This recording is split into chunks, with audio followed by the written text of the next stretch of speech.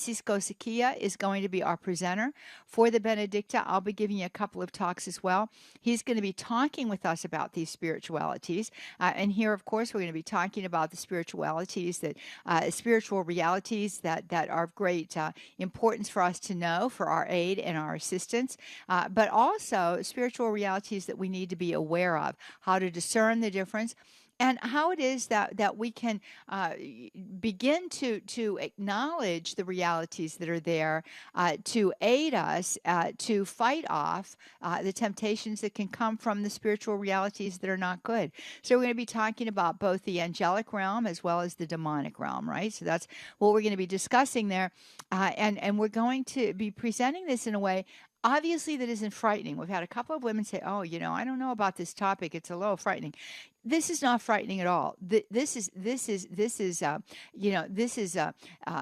kind of a topic that we need to know to be able to navigate ourselves through the craziness and the diabolical disorientation that is present in the world today. So rather than being frightening, this is going to be uplifting, it's going to be empowering, and it's going to be encouraging.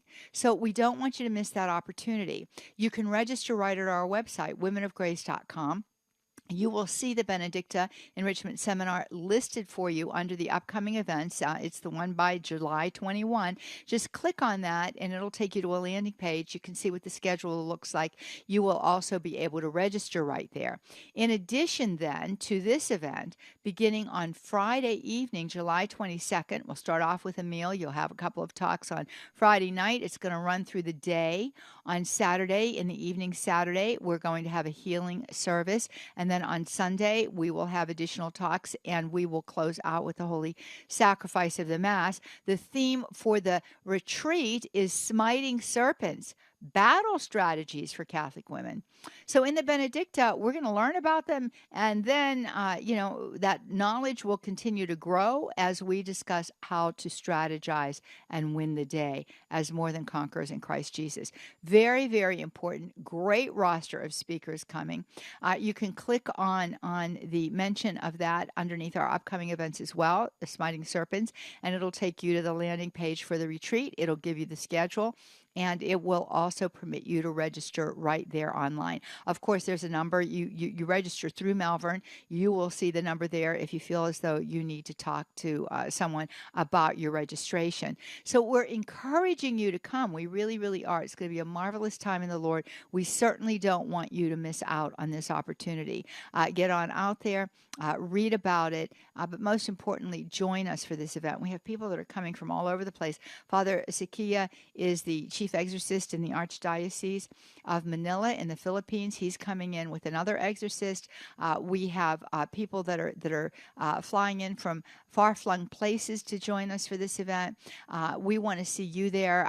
For those of you that are located in that area, that tri-state area, it's not difficult for you to make your way there by car. We're hoping that you will join us. We are filling up. We have room for you at this point, but this time next week we might not. So I don't want you to lose out on the opportunity. Also, the Benedicta, we do restrict those numbers, and the reason why we do that is because it is interactive. We want a lot of room and an opportunity for you to engage with the presenters. Additionally, there are some activities that you will be participating in that I think is going to be most helpful for you. So all that being said, this is going to be a very, very beautiful time in the Lord. And one of the things, that is a hallmark of all of our Women of Grace events are the 3 F's. And what is that? Faith, fun, and fellowship. That just comes hand in glove with Women of Grace. So we want you to come. We just really have an opportunity to be enlightened, but in addition to that, to be encouraged. In addition to that, to be edified by all of the beautiful, beautiful participants that are coming. So please do check it all out. It's right there for you at our website. And I am hoping that you will take advantage of the opportunity. Also encouraging you to be with us for Women of Grace on television this week. We've got some beautiful, beautiful programs coming up for you. And on Friday, it's our live show. Susan Conroy is going to be with us. We're going to be talking about a tremendous book that was a major influence on St. Therese of Lisieux. and written by Father Charles Armajon, The End of This Present Time. And this is a book that we're going to be doing a book study on. And so Sue's going to chit-chat with us a little bit about that, too, as we head off into our program today after the break. You hear that music. We're going to go on to that break.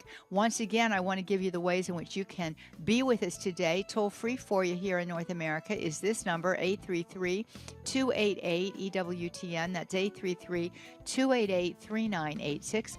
Also available for you is the opportunity to use the chat feature at EWTN Radio's YouTube channel and Facebook page. We have Matt Kabensky on phones. We have Jeff Burson producing. He is our producer, social media manager too. He'll retrieve your questions. 833-288-EWTN, and we're coming right back. And Sue Brinkman is with us on this wacky Wednesday. Stay tuned.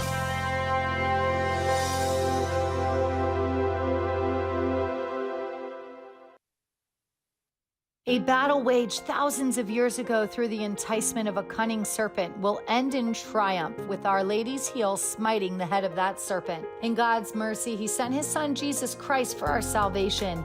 Yet the serpent and his minions still seek to destroy us, and the battle rages on. How do we navigate the reality of this spiritual battle in our families and homes, in the culture and in the world? How do we fight the everyday serpents? We need a battle strategy. Join Johnnette Williams, Father Jose Francisco Sequia, Kathleen Beckman, Adam Bly, and Susan Brinkman at the Malvern Retreat House, July 22nd through 24th for the retreat Smiting Serpents, Battle Strategies for Catholic Women. Understand the reality of this spiritual battle, who Satan is and his tactics, remedies including deliverance and exorcism, and the role of our Blessed Mother, the arsenal of our most productive weaponry as she leads the way. For more information and to register, go to womenofgrace.com. Christ is the answer with Father John Riccardo. I tell oftentimes an experience that I had at Divine Child when I was a young priest, 1 year ordained. First time I ever really saw the power of the Blessed Sacrament. And we simply exposed the Blessed Sacrament at the end of Mass one night. I encouraged people. I said, you know what, we've been in the habit of praying over people after Mass. I said, we're not going to do that this week. I'm just going to invite people to come on up and pray if they want to pray. And I put the Blessed Sacrament on the altar. I kneel down. As I kneel down, the church is in the sanctuary, the whole church. And as I'm looking at this, and I'm looking at the people there, and I'm looking at Jesus under the appearance of bread there, I saw the Lord standing on the altar. And He's just standing there looking out at all the people. And then at a certain point, He turned towards me, and He just bowed. And He says, don't you see how easy this is? You don't have to do anything. You just have to put me out. You put me out, and I will work.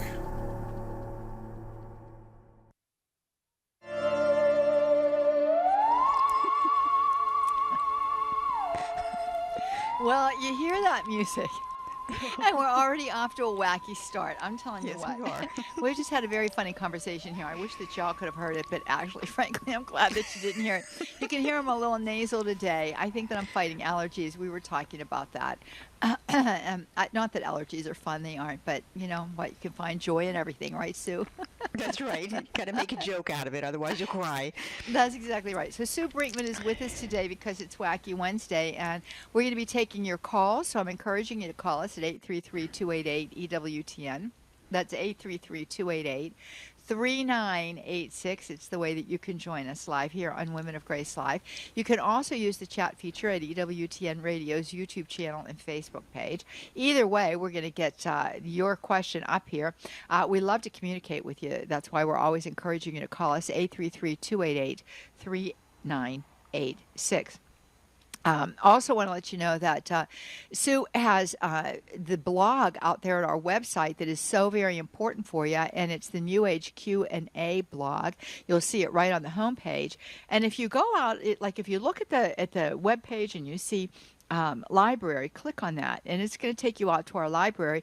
And we also have Grace Under Fire, Exposing the Darkness, which are podcasts that Sue has up there for you too. And they're categorized just as it is in the blog. So you can select given topic areas to hear those podcasts that she's done and to watch those podcasts that she's done. as well as to search for the information there on the New Age blog. So all kinds of good things coming. And Sue, speaking of good things coming, we have great things coming up next week at Malvern. I am so excited, and just having met with everybody this morning makes me even more excited. I know it. It's going to be so much fun, and I don't want, as you were saying, don't be afraid of this topic. We're going to be learning some very, very empowering things, and the reason that it is so empowering, it is because it is very practical. This is practical information that you're going to get, that you're going to be able to use in your everyday life to keep yourself and your family safe, but also in a state of peace, because we have a very frenetic world that we're living in right now, and there's a lot of dangers around out there. And we just, you know how you tend to internalize stuff and you get worried about it. We're going to learn how to not give in to those kind of thoughts, to learn how to keep our eyes focused on Jesus Christ. This is very important. It sounds like I know how to do that. No, you don't. I mean, we do need to learn this. We need to learn it again and again and again. And as I said, it's not scary. I'm going to be talking about the devil as being a preternatural being. He's an angel, and everybody says, well, Sue, we already know that. But do you know what powers a preternatural being has? I mean, this is what we're going to be talking about in my presentation on Saturday morning. And this is also going to help you to appreciate your guardian angel and all the powers that you have sitting there right at your side, just waiting to help you in moments when you're being frightened by something or anxious about something. Call out to your guardian angel and ask them to help you, to bring you back, restore to you the peace of Christ. So I think it's going to be, it's going to be fun.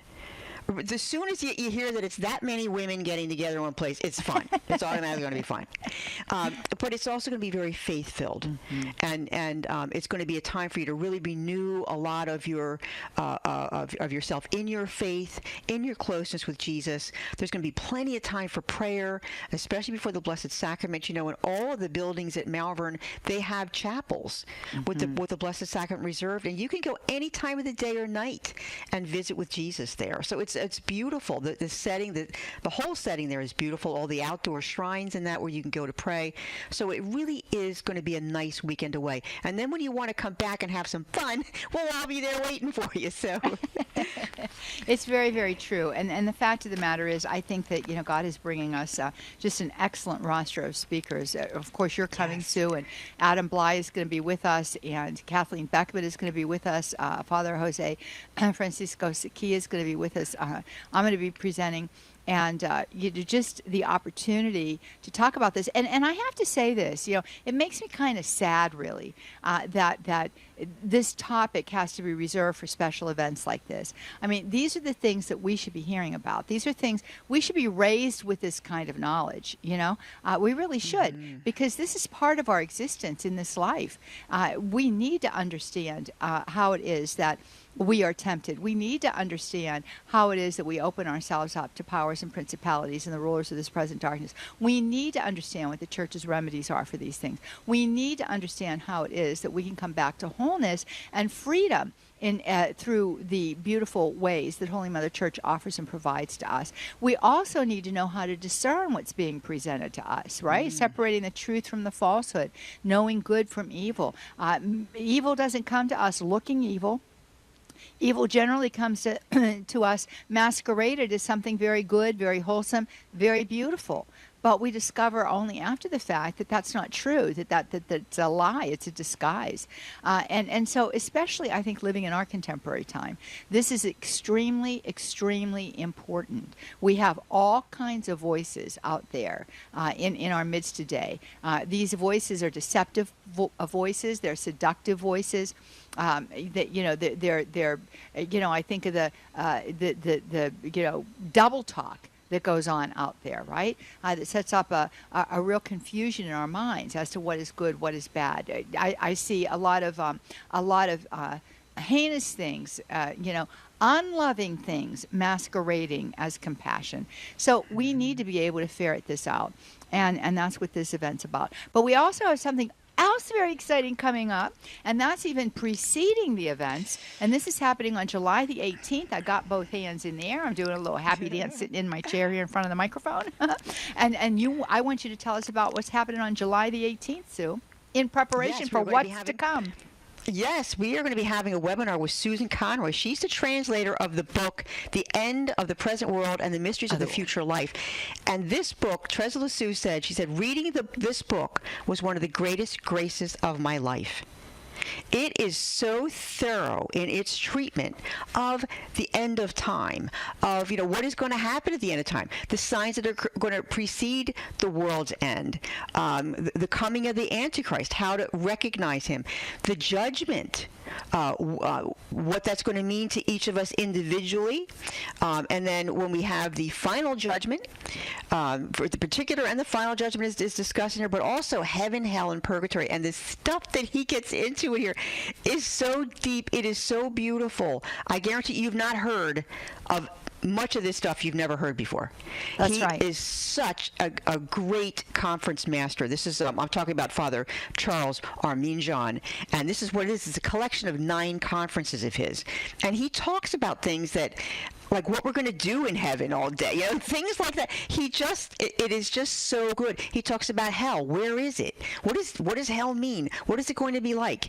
He talks about purgatory, different things that, for instance, when people say a mass for you, during that time of the mass, it's believed that the person in purgatory that you're praying for gets relief during the time of that mass.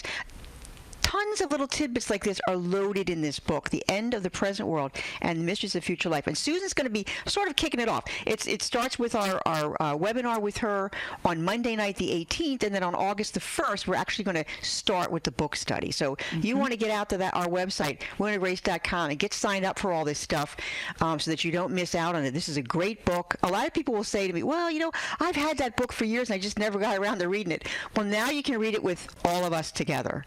Yeah. And we have a lot of fun when we do that. Our book studies are a lot of fun. They're very active. If you want to contribute, you can. If you don't have to. You can just sit and listen to it.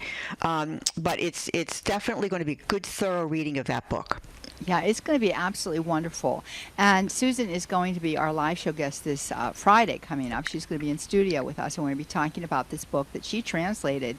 It's a beautiful thing. God's used her in marvelous ways in translating great stuff. She's also translated a book on the plays of St. Therese of Lisieux that she was encouraged to write by her mother superior. She wrote 8 plays, and who knew that, right? I mean, we think of Therese, we think of her autobiography, we think of some of the books that her sister Celine wrote, but we don't really know that she wrote these plays. She was a playwright. She wrote 8 of them, and Susan Conroy also translated those. So I'm going to be interviewing her tomorrow on that, and those shows will be upcoming. But on Friday, it's a live show, and she's going to be talking about the end of this present world, and she will be setting us up for that webinar that's going to happen on July the 18th. We want you to join us for that, and then to sign up for the book club. And you can order your materials through us, etc. We're eager for this. I asked Sue to do this. What, Sue? I don't know, a year or 2 ago, right? Yeah, we've been talking about it for a while. We have, and we're finally doing it. And this is going to be just a beautiful, beautiful opportunity for you. So we want to mention that too.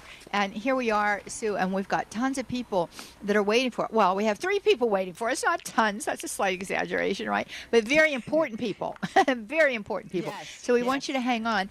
We regularly get emails at the ministry for Sue.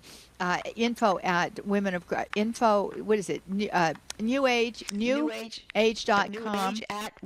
Newage at womenofgrace.com. That's our where you would send your question is newage at womenofgrace.com.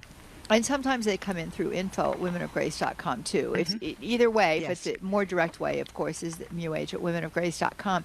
And you have 2 questions that came in that you really wanted to talk about. So let's take a few minutes before this bottom of the hour break. Then we're going to come back and we'll take all of your calls. I promise you we will.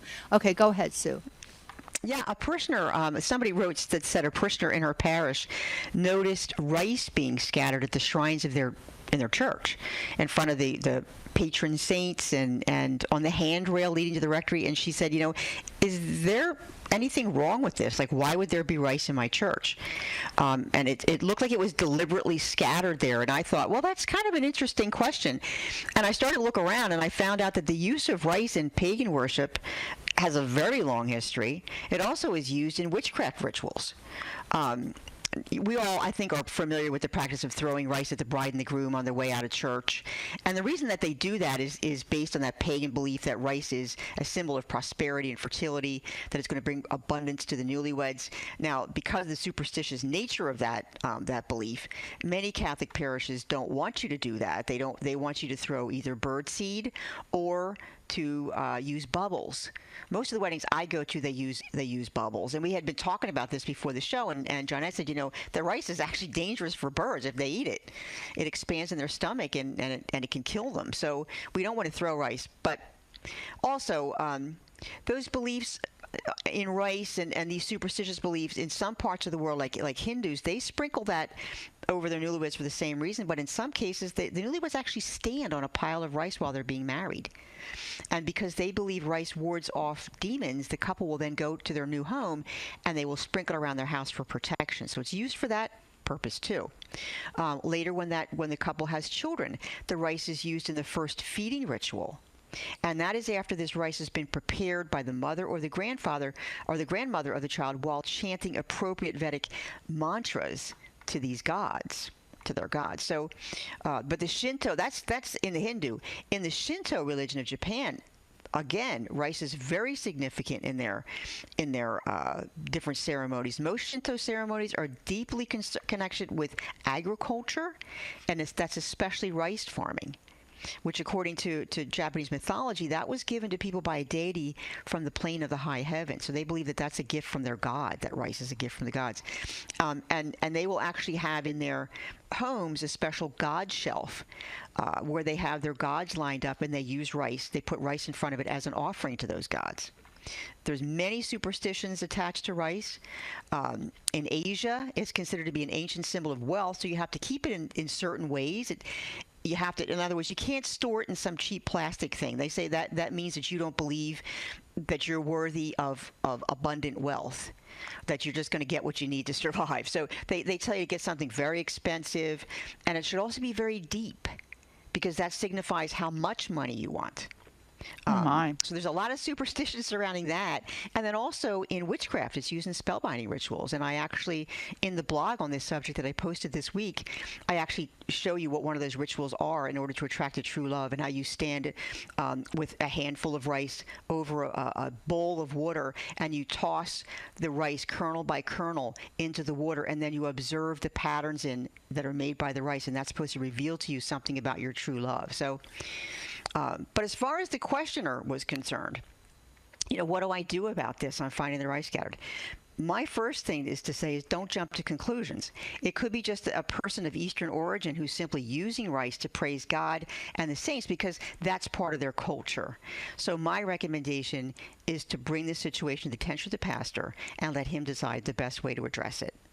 Yeah, very good. Thank you for that. And who knew? I mean, as you begin to do the research on this and share it with us, we realize, that these things are just not, by the way, things, that they're really steeped deeply in a worldview that is not Christian.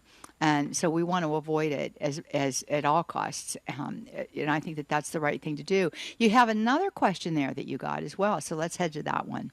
Yeah, this is somebody was asking me about handwriting analysis. Is there anything wrong with handwriting analysis? Handwriting, the answer to that question is yes or no.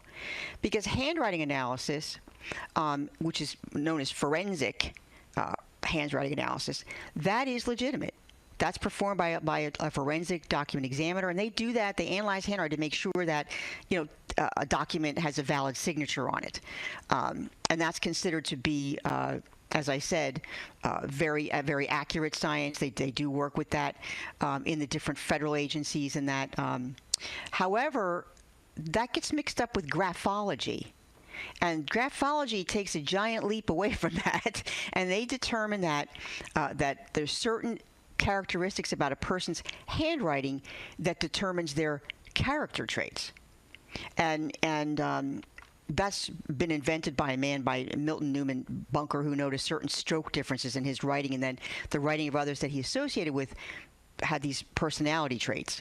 And so he began to put all this together and to say, okay, if you write a certain way, this means a certain thing about you, and it means that certain things are going to perhaps happen to you in your future. So graphology is used for divination purposes. It's used as character analysis, even though it really doesn't come from any kind of psychological testing type sources or that. It's just sort of made up. So graphology would be the thing that you want to avoid. Forensic handwriting analysis is okay. There's nothing wrong with that. The problem can be if they mix and match. And you go to somebody and they say, oh, yeah, this is your handwriting, and it's just your true handwriting. However, and this means such and such about you. And that, of course, could be used to predict how you're going to act in the future. The minute you start getting into that, then you're getting into New Age. Then you're getting into occult, divination, and you want to stay away from that. So there's a difference between it. Forensic handwriting analysis is legitimate. Graphology is not. Very good. Excellent. So there's some good advice coming to you from Sue Brinkman today. It's Wednesday. It's a wacky Wednesday. We talk about these topics every Wednesday. We invite you to join us every Wednesday, but we're also with you Monday through Friday talking about issues important to your life and faith. When we come back, straight to the phone lines, 833-288-EWTN. That's 833-288-3986. We're looking forward to hearing from you. Stay with us.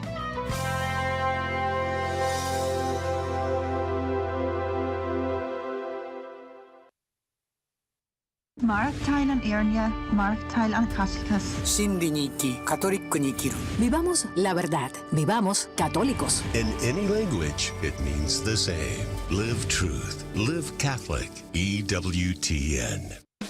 This is a Messy Family Minute with Mike and Alicia Hernan.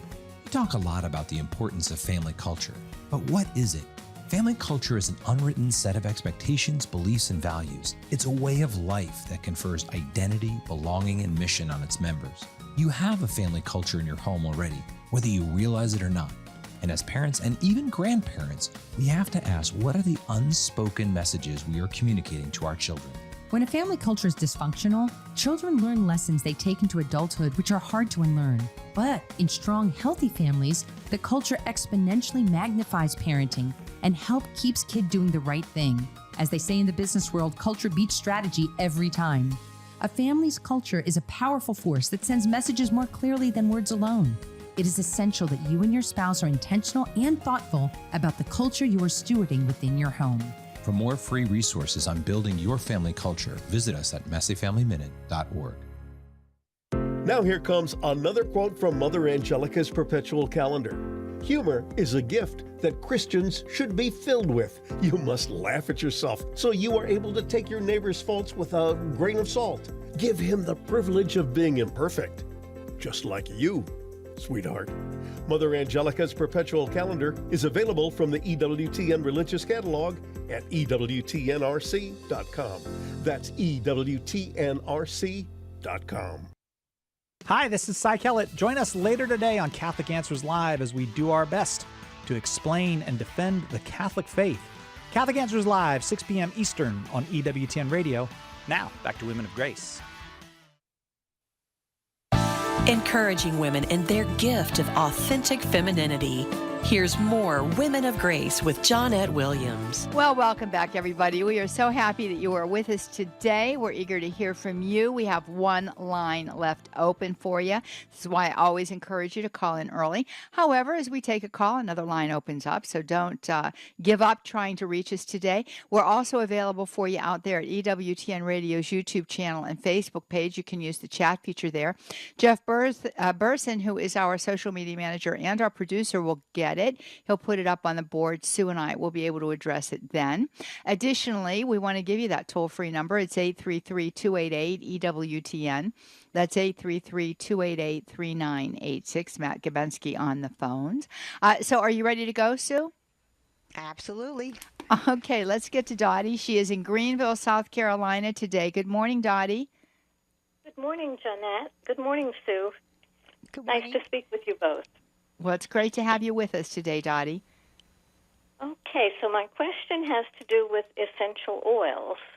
And the other day I had a friend over. She's a devout Catholic, and we were just chatting, and I told her a story about how I had gotten rid of some house ants in my kitchen by using a couple of essential oils. And she said, and she mentioned a particular brand, which is a very popular brand of essential oils. She said, don't use that brand. She said, the man who founded that company or who owns that company is very high up in the Masons. And she said, those oils may have some kind of hex or spell on them. Don't use them. So I didn't know if you had ever heard anything like this about a popular brand of essential oils. Well, gee, Dottie, thank you for that question. And we have heard about essential oils. Many questions come in about essential oils, as well as the various brand names and what they might be attached to. So, Sue, go ahead and answer Dottie's question. Yes, we do have information on that, and that would be referring to the late Gary Young, and that's because it's pretty widely known all over the internet. He actually gives out instructions on how to bless the oils, and how you're supposed to hold them in your hand, and the kind of thoughts, how you're supposed to project your thoughts into them, and give them a blessing, and that makes a lot of people nervous. They don't really want anybody blessing their oils, other than a priest, perhaps, but they do not like that. Now, your use of the essential oils, as far as getting rid of ants and stuff, that's perfectly fine. There's nothing wrong with essential oils. They're not evil in any way. It's just that some of the way that they're used can become problematic. And one of the other ways is when you start to blend this oil and that oil and the other oil because it's going to bring you abundance or bring you the love that you want. Now you're starting to venture into the way that essential oils are used in spellbinding rituals in witchcraft, which they've been using essential oils for hundreds and hundreds of years in that capacity. So essential oils aren't bad in themselves. It's just the way that you use them. And yeah, there are, there is a certain brand out there that does have a lot of people makes them nervous, and it's because it's on the internet. I've written about it several times in my blog, that they're putting, distributors might be blessing these oils, and they don't want them. They don't want them to be blessed. These are, I guess whenever you're into a multi-level marketing type outfit that's selling essential oils, you always have that kind of issue out there that one of the distributors along that chain of distribution is doing something to those oils. They may be doing that. They may not.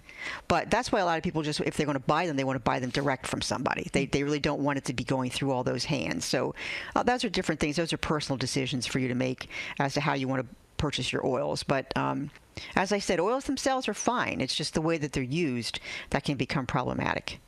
Yeah. Does that help you, Dottie? I think it does, yes. So, good. I mean, I had 3 of that particular brand up in my cabinet, and she was telling me, destroy them, get rid of them, but it doesn't sound like you're really saying that. But no, if you don't have any problem with the fact that they could have been blessed in some way, that's fine. And, of course, if you're using, like you described, to get rid of the ants in your kitchen, that's fine. You can use them for that. There's not a problem in the world with that. I mean, I use the lemon to try to keep my cats off the furniture. I mean, that's just what I do. But there's nothing wrong with that. It's just how, like I said, it's how you use them. And in particular brands, everybody kind of gets their own brand that they like, and you'll find one that you're comfortable with. If that doesn't make you comfortable, then don't use those. Yeah. Yeah. Go ahead, Dottie. I mean, I think of a blessing as something a priest does, but I mean, I don't want other blessings that I'm not. Don't know. Well, and it's saying.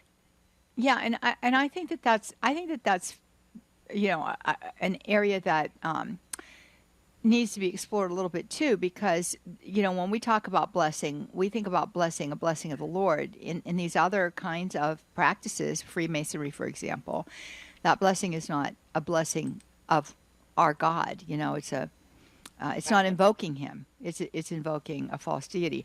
That if that upsets you, I wouldn't use them. I mean, I personally wouldn't use them, but because there's so many others that are untainted by anything like that. But as Sue says, you're not using them for any purpose that would, in and of itself, that it is reprehensible. But Dottie, I think that it would be helpful for you to get out to our website, Women of Grace.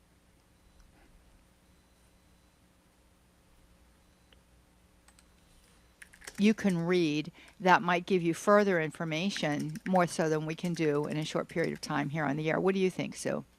Absolutely. I think you should definitely go out there and read it and read over the blog. And there's several. There's got to be at least a dozen different blogs on essential oils from covering it from all different angles, and I think it would be very helpful for you to do that. Yes. Yeah, and remember what Sue said. I mean, the oils themselves, it's just like with crystals.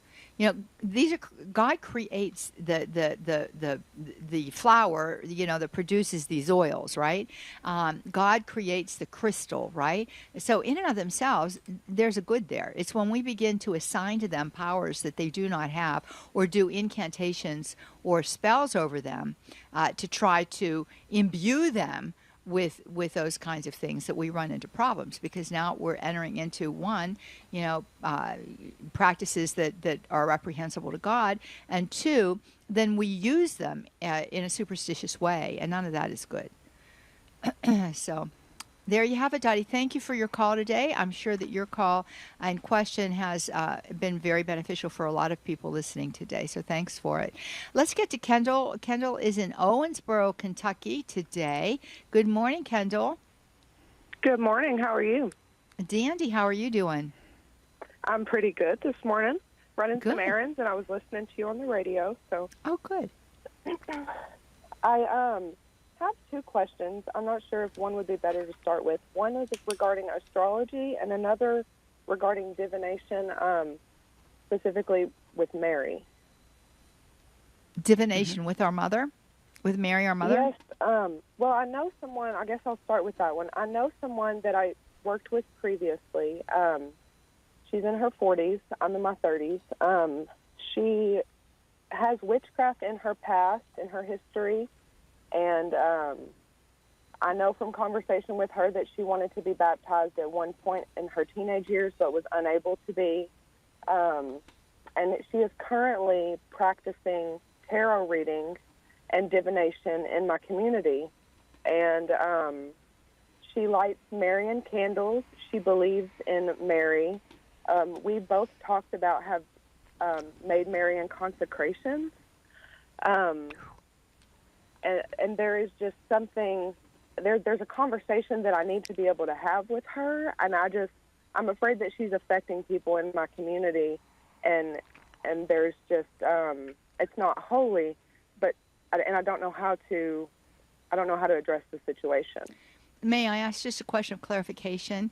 When you talk about your community, are you talking about your parish community? Are you part of a religious community? Or is this the community at large? My secular community, just in location. Okay, very good. Okay. All right, Sue, go for it. Well, first of all, Our Lady would never approve of any involvement at all in witchcraft or tarot, because she loves us. She is the co-redeemer, right, with Jesus. There's no way that you can combine the two of them together. Mary would never approve of that. That this person, you would need, first of all, I think, if you want to try to talk with her, to go to, I think it's section 2116 in the Catechism, and you want to read about what the Church teaches on divination and tarot. These are considered to be violations against the first commandment. You shall have no other gods before me. That's a mortal sin. Right. It's a mortal sin to be conducting that. Mary would never condone any activity that was of a person who was committing a mortal sin. She would never do that. So this is a deception of Satan. This person's being deceived. But I know that it's very hard to tell people that, especially people who think that they are okay. They're just going to get their they're going to get their defenses up, and they're not going to want to listen to you. But she is being deceived by Satan. Satan is making it look to her because she entity as spirit. There's no holy in front of it.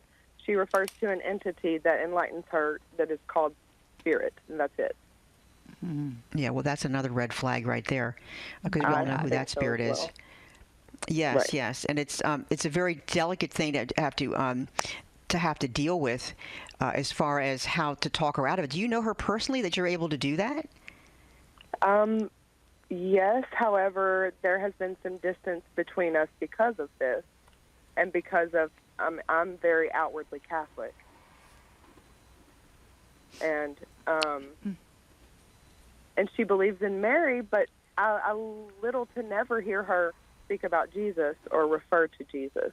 It's like there's some sort of, with Mary and the saints, there's this something for her. I don't know. Well, and I don't think that that's unusual, Kendall, because when you talk about the Blessed Mother, you're talking about the mother of Jesus. You're talking about Immaculate Conception. You're talking about the woman who is prophesied in Genesis 3:15, and the woman that is clothed with the sun in Revelation 12:7. She's most likely not talking about that woman. She's talking about some kind of corrupted notion of who Mary is. And the same with the saints. So oftentimes you'll find people that are deeply steeped in the occult, especially in divination and mediumship, psychics, for example, who say, well, I call on the saints. I have devotion to the Blessed Mother. Here's a statue of her over here. But they've emptied out the reality of Our Lady and the reality of those saints, and they have substituted this twisted notion of who they are. So you think you're talking about the same thing, but you're not. And she made a Marian consecration, but I'll tell you what, there are New Age rosaries out there. Elizabeth Clare Prophet wrote meditations for a New Age rosary. And again, so, just because you made a consecration to Mary doesn't mean that you were making a consecration to the Mother of God, right? You know what I mean? Right. You're making it to this false idol that you've named Mary. So, you can't assume that what she's talking about has anything to do with who you're talking about. Right. And also, I just wanted to clarify when I said Mary is the co-redeemer, that's not really an official title of Mary. What I meant in that is that Mary cooperated with Jesus in our redemption. Jesus redeemed this woman's soul, or tried to redeem this woman's soul on the cross. He's offering her redemption. Mary would never go against that by being a cooperator with this woman in these pursuits. Yeah, and committing these mortal sins. I mean, that doesn't go together. It's just not going to happen. But I think if you could understand the faith, come to a good understanding where you're very comfortable with it, and then perhaps bring it up again to her in a way, or maybe use some writings that you can find somewhere and let her read it for herself. Right. If there's some distance between you, if there's a little bit, like if she's sensing your Catholicism and that there's kind of rubbing her the wrong way spiritually, maybe just kind of get things to her and let her read it herself and come around. But definitely pray for her, because she's being deceived. Okay. And she did that consecration. Yeah. That's the most important thing to do, I think, is to pray, because she might not even be open to hearing from you. And it doesn't surprise me either that she is distancing herself from you, because whatever this spirit is, and that concerns me too, an entity. I mean, she's consorting with a specific demon. He's not pleased to have you around, because you represent the truth. You're the light. He doesn't want you around her. You agitate her now, because the spirit's agitating her. That agitation is coming from the spirit. So, that to me is also a very big warning sign and red flag. So, prayer. Okay. Another. Yeah, and let me just make another suggestion really fast. The other thing is, I think that you should have a mass celebrated for her. That's good. Yeah. I think that's a really good idea. And, you do that through your parish. If your parish doesn't have dates, come to our website. We have a special partnership with the Archdiocese of Gulu in northern Uganda. Monsignor Matthew Odong is the Vicar General there, and he's a good friend of mine. And it's a corporal and spiritual work of mercy. Your spiritual work of mercy is that you're helping your friend through the celebration of the Mass. Corporal work, you're helping those priests there who are very poor, very indigent, and very much in need of our support. So that being said, I think that's my to-go thing for these kinds of things. Okay. That's a great suggestion. Okay, go ahead with the rest of your question, honey. Just regarding astrology and in general having conversations with people, just that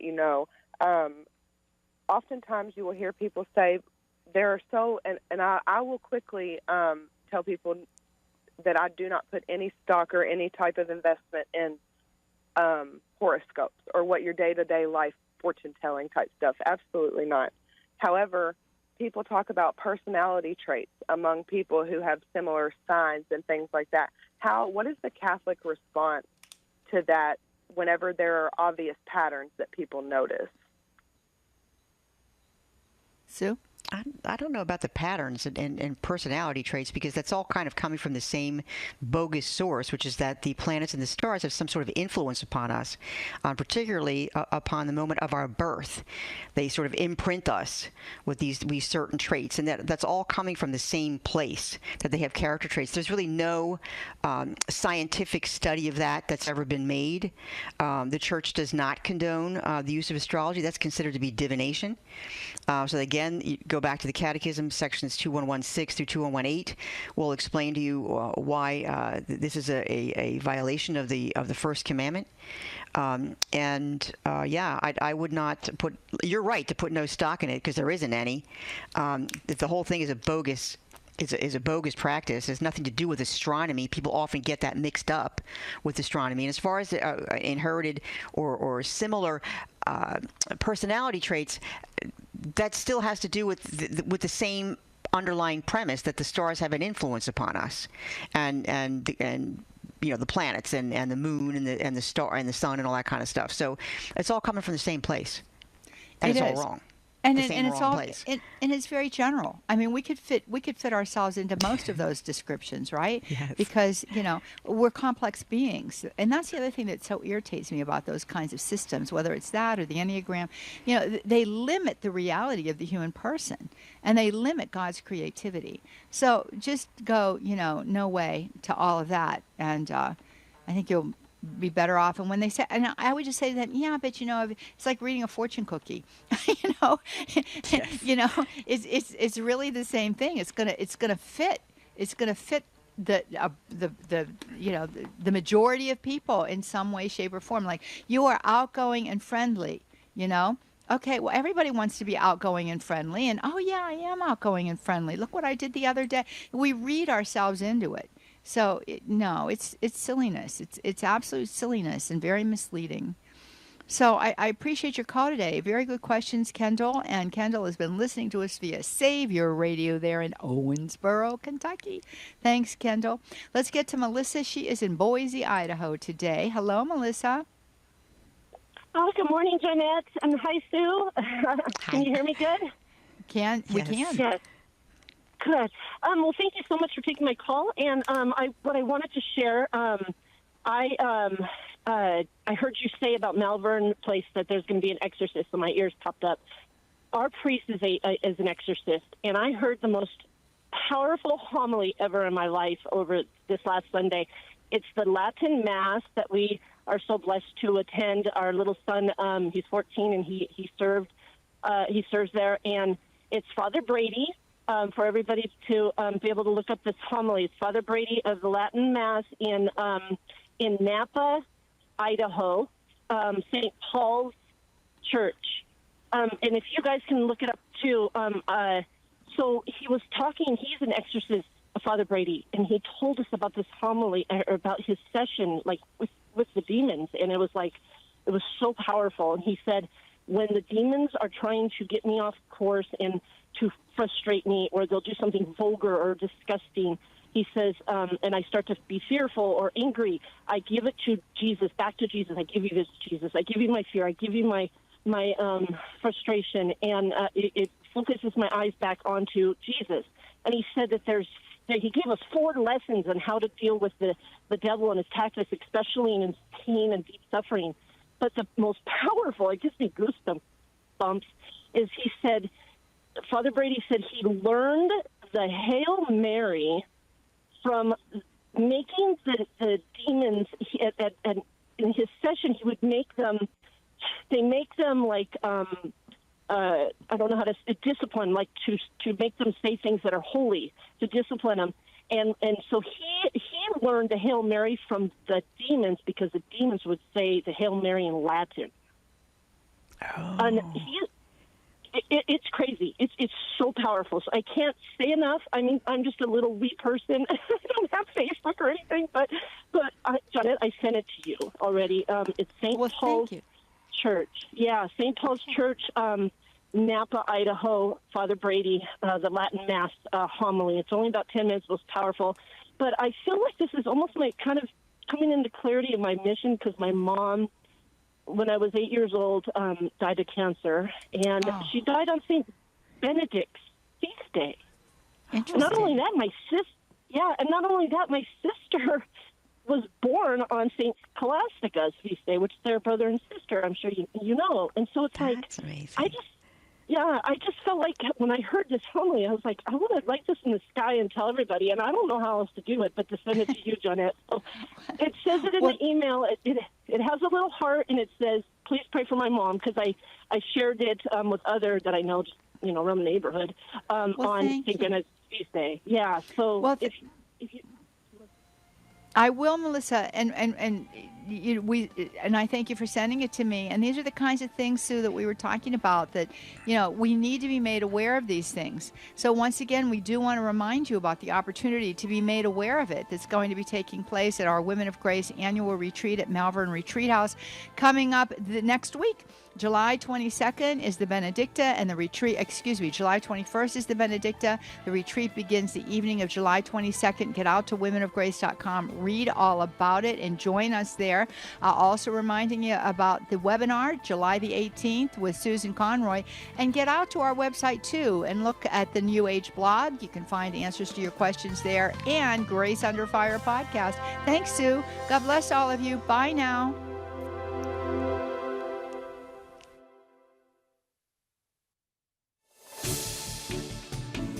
This weekend, EWTN Radio takes you to Atlanta for the 2022 Atlanta Eucharistic Congress. This was held earlier this summer and was attended by thousands of